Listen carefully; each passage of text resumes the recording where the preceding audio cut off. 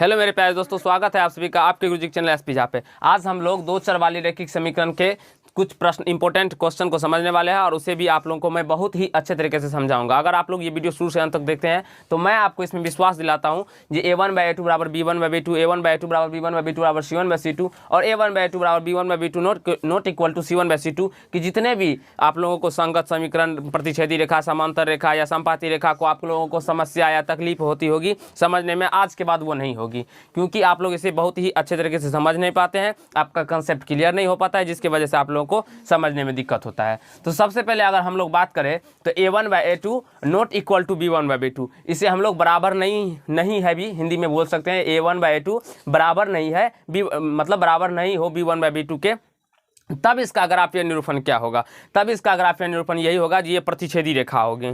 क्या होगा? तो इसका निरूपण होगा प्रतिच्छेदी रेखा, यानी कि ये इस प्रकार से एक दूसरे को इंटरसेक्ट करेंगे, यानी कि काटेंगे, इस प्रकार से इंटरसेक्ट करेंगे, यानी कि ये क्या कौन सी रेखा होंगे? प्रतिच्छेदी रेखा। और मैं अभी आप लोग को सवाल एग्जाम्पल के भी द्वारा समझाऊंगा कि कैसे होंगे ये प्रतिच्छेदी रेखा। ये कि जब a1/a2 बराबर नहीं हो b1/b2 के, तब इसका ग्राफीय निरूपण क्या होगा? तो ये प्रतिच्छेदी रेखा होंगे। और इसका बीजगणितीय निरूपण, यानी कि इसके कितने हल होंगे या नहीं हल होंगे, तो इसके केवल और केवल एक हल होंगे। जब कोई या किसी न किसी बिंदु पे प्रतिच्छेद करेगी तो इसका केवल और केवल क्या होगा? एक हल होगा, जिसे हम लोग अद्वितीय हल भी कहते हैं। अद्वितीय हल का मतलब क्या हुआ? अद्वितीय, जिसका दूसरा हल ना हो उसे हम अद्वितीय हल कहते हैं। इसका क्या होगा? केवल एक हल, केवल एक हल, केवल एक हल, जिसे कि हम लोग अद्वितीय हल भी कह सकते हैं, अद्वितीय हल। और समीकरण युग्म का बात करें तो ये इसका समीकरण अवरोधी होगा, जिसे हम लोग संगत भी कह सकते हैं। इसे हम लोग संगत भी कह सकते हैं, इसे हम लोग संगत भी कह सकते हैं। संगत और असंगत का अगर बात करें तो जिसका सॉल्यूशन होता है, जिसका कुछ ना कुछ मान निकले, जैसे कि चाहे वो अनंत मान ही हो, अनेक मान ही हो, तो वो संगत हो जाएंगे, उसका समीकरण युग्म क्या होगा? संगत हो जाएगा, या आप इसे अवरोधी भी बोल सकते हैं। लेकिन जिसका मान नहीं निकलता हो, जिसका मान, वैसे ये दोनों संगत होंगे। अभी मैं आप लोग को ये भी बताऊंगा, दोनों संगत होंगे। जिसका मान नहीं निकलता हो, यानी कि जिसका कोई मान नहीं, यानी कि नो सॉल्यूशन, कोई हल ना हो, वो असंगत हो जाएंगे। तो यहाँ पे देखिए, जब a1/a2 बराबर b1/b2 बराबर c1/c2 हो, ये सूत्र है, आपको याद रखना ही होगा। चाहे जैसे भी करके हो आप प्रैक्टिस कीजिए, या जो करके हो आपको याद करना पड़ेगा। a1/a2 बराबर b1/b2 बराबर c1/c2 हो तो ये एक संपाती रेखा दर्शाती है, यानी कि इसका ग्राफीय निरूपण क्या होगा? तो ये संपाती रेखा। संपाती रेखा क्या हुआ? तो एक रेखा के ऊपर ही इसका ग्राफ होगा, इस प्रकार से, इस प्रकार से। ये इसी रेखा पे, मतलब दोबारा इसका जब आप लोग ग्राफ खींचेंगे ना तो एक ही रेखा पर दोनों लाइन आएगी। तो और ये क्या होगा? तो संपाती रेखा। आप लोग को इसको अच्छे से समझ लेना है, याद कर लेना है। और इसका अगर हम बीजगणितीय निरूपण कहें तो इसका अनेक हल होंगे। इसका क्या होगा? अनेक हल, अनेक हल, या अपरिमित रूप से भी अनेक हल कह सकते हैं आप लोग। अपरिमित रूप से आपके क्वेश्चन में एग्जाम्पल में दिया जाता है अपरिमित रूप से अनेक हल, या आपसे अनगिनत भी कह सकते हैं, अनगिनत हल, अनगिनत हल। और इसका अगर समीकरण युग्म पूछे तो आश्रित, क्या होता है?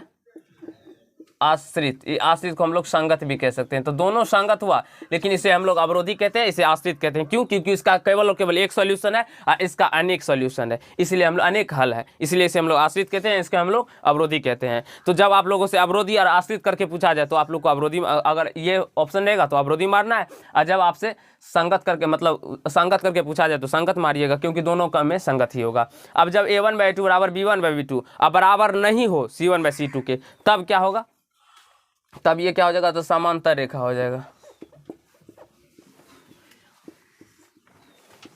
समांतर रेखा हो जाएगा, इस प्रकार से, इस प्रकार से ये क्या हो जाएगा? तो समांतर रेखा हो जाएगा। इस प्रकार से क्या हो जाएगा? समांतर रेखा। a1/a2 नॉट, यानी कि a1/a2 बराबर हो b1/b2 और बराबर नहीं हो c1/c2 के, तब क्या हो जाएगा? यह समांतर रेखा हो जाएगा। इस प्रकार से आपके ग्राफ का निरूपण होगा। ग्राफ का निरूपण इसका किस प्रकार से होगा? तो इस प्रकार से होगा। और इसका अगर हल का बात करें तो इसका कोई हल नहीं होगा, क्योंकि जब तक इंटरसेप्ट नहीं करेगी इसका कोई मान ही नहीं निकलेगा, यानी कि नो सॉल्यूशन, कोई हल नहीं, कोई हल नहीं होगा, नो सॉल्यूशन। और इसका अगर हम लोग समीकरण युग्म का बात करें तो ये समीकरण युग्म असंगत हो जाएगा, तो आशा करता हूँ ये आपको तीनों नोट्स पॉइंट आपको समझ में आ गया होगा, याद कर लीजिएगा आप लोग। अब हम एग्जाम्पल आप लोगों को इस प्रकार से ऑब्जेक्टिव में एग्जाम्पल दिया जाता है और उससे पूछा जाता है कि इसका कैसा, यानी कि अगर ग्राफीय निरूपण पूछे तो इसका अगर ग्राफीय निरूपण कैसा होगा, या संगत है या समीकरण युग्म इसका संगत है या असंगत है। सबसे पहले इसमें हमें ये क्या होता है, कोई भी अगर दो चर वाले रैखिक समीकरण का बात करें तो उसका फॉर्म जो होता है वो ax plus by plus c इसके रूप में होता है, बराबर 0 के रूप में होता है। तो ये a हो गया, ये b हो गया, ये c हो गया। तो दो दिया हुआ है तो ये a1 b1 c1 a2 b2 c2, समझ में आ गया। a1 b1 c1 a2 b2 c2। तो यहाँ पे a1 कितना है 5, b1 कितना है -4, c1 कितना है +8। तो प्लस नहीं लिखते हैं, केवल 8 लिखेंगे। a2 का बात करें तो a2 7, b2 b1 दे दीजिएगा, b2 कितना है 6 और c2 कितना है -9 है। तो यहाँ से जब हम a1/a2 करते हैं, a1/a2 करेंगे तो ये 5/7 आएगा, b1/b2 करेंगे ये -4/6, इसको कट कर दीजिएगा, 2 से 2 2 जा 4 2 3 जा 6 -2/3 आ जाएगा। और c1/c2 करते हैं तो ये क्या आ जाएगा 8/-9, यानी कि इसे हम लोग -8/9 लिखेंगे, क्योंकि माइनस नीचे में नहीं लिखते हैं। ये कहाँ से आया, तो इसे हम a1/a2 किए, b1/b2 किए और c1 8 है तो 8 ऊपर दिए और 9 c2 है तो -9 दिए, और इस प्रकार से किए। तो a1/a2 देखते हैं यहाँ पे 5/7 है, b1/b2 -2/3 है, c1/c2 -8/9 है। तीनों अलग अलग है, तीनों अलग अलग है का मतलब हुआ ये a1/a2 बराबर नहीं है b1/b2 का। तो इसका अगर ग्राफीय निरूपण पूछे तो ये प्रतिच्छेदी रेखा होगा। अगर बीजगणितीय निरूपण पूछे तो केवल एक हल होगा, या अद्वितीय हल होगा, या समीकरण युग पूछे तो या तो संगत या अवरोधी होगा। इसका तीनों आपसे सोच लीजिए, प्रश्न एक रहेगा लेकिन इसमें क्वेश्चन कितना पूछा जाएगा, 1 2 3 प्रश्न पूछा जाएगा।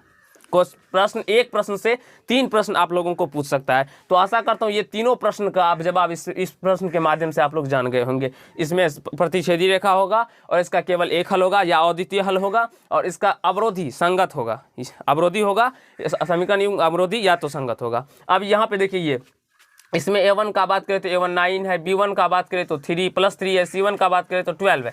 यहाँ पे देखिए a1 b1 c1 a2 b2 c2 इसके कोफिशिएंट यानी कि देखते हैं ना x y, x का कोफिशिएंट यानी x का गुणांक a होता है और y का गुणांक b होता है और c मेरा कांस्टेंट होता है, ये कि अचर होता है। तो यहाँ पे फिर a2 का बात करें तो ये 18 आ जाएगा, b2 का बात करें तो ये 6 आ जाएगा और c2 का बात करें तो यहाँ पे 24 आ जाएगा। तो जब आप लोग a1/2 कीजिएगा, यहाँ से a1/a2 कीजिएगा तो यानी कि 9/18 कीजिएगा तो 9 1 जा 9 9 2 जा 18 1/2 आ जाएगा। फिर b1/b2 कीजिएगा, b1/b2 ये कितना हो जाएगा 3/6, 3 1 जा 3 3 2 जा 6 ये 1/2 आ जाएगा। और c1/c2 कीजिएगा, c1/c2 कितना है 12/24 यानी कि 12 1 जा 12 12 2 जा 24 यानी कि 1/2। और इसे हम देखते हैं तो a1/a2 1/2 है, b1/b2 1/2 है, c1/c2 1/2 है, यानी कि a1/a2 बराबर है b1/b2 बराबर है c1/c2 के। तो ये इस कौन सा ग्राफीय निरूपण दर्शाएगा, तो ये संपाती रेखा होगा। और इसके अनेक हल हो सकते हैं, इसके अनगिनत अपरिमित रूप से अनेक हल हो सकते हैं।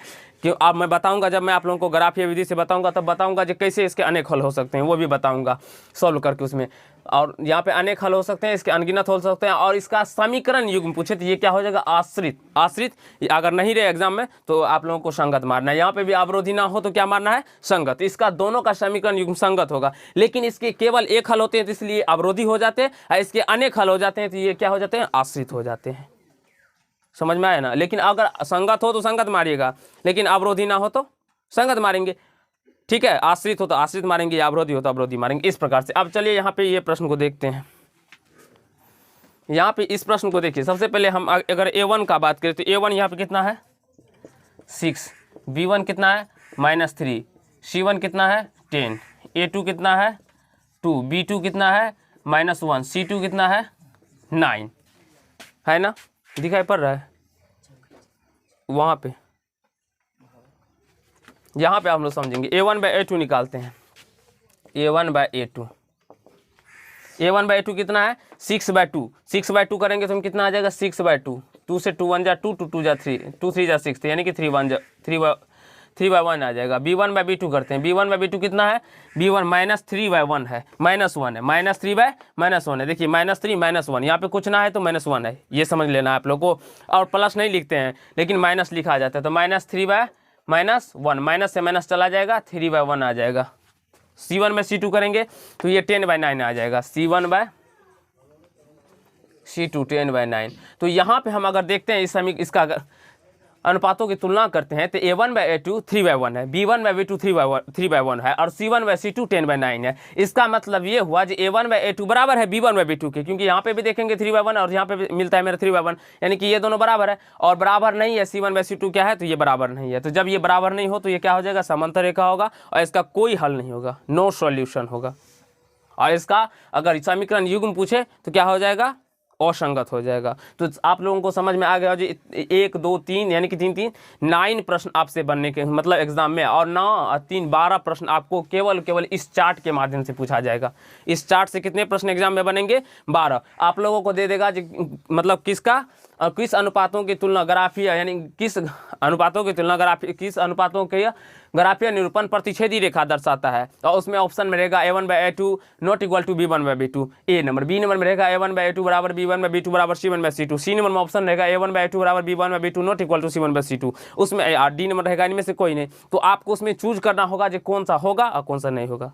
तो आशा करता हूँ दोस्त ये आप लोगों को कम से कम 15 क्वेश्चन आप लोगों को समझ में आ गया हो, यानी कि 12 क्वेश्चन आप लोग अपने से बना सकते हैं, समझ सकते हैं, सीख सकते हैं। अगर अच्छा लगा हो तो वीडियो को लाइक कीजिएगा। धन्यवाद दोस्त, आज के पार्ट में इतना ही समझने वाले। नेक्स्ट पार्ट में और नए कंसेप्ट के साथ आएंगे और नए कंसेप्ट आपको सिखाने का, समझाने का प्रयास करेंगे। धन्यवाद।